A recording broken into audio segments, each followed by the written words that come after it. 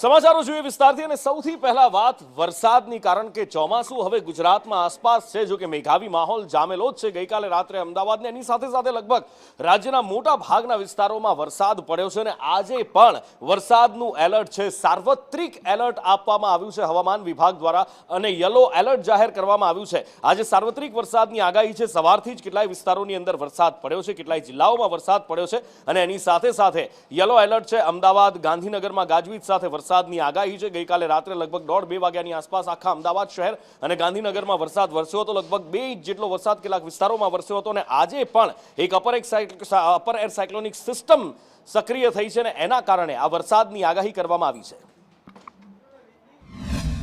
आज का जो इधर रहेगा राज्यों में लाइट टू मॉडरेट रेन रहेगा. उसके साथ thunderstorm with lightning 40 to 50 kilometre speed में रहेगी. और जो रेनफॉल का डिस्ट्रीब्यूशन है इसमें स्कैटर कैटेगरी में हम दे रहे हैं. 30 मई से लेकर 4 जून तक इसमें हम आइसोलेटेड जगह में लाइट टू मॉडरेट रेन का दे रहे हैं. और इसमें मेनली जो डिस्ट्रिक्ट आएगा साउदर्न दक्षिणी जो जिलाई है गुजरात रीजन की और जो सौराष्ट्र कच्छ की भी दक्षिणी जिला में लाइट टू मॉडरेट रेन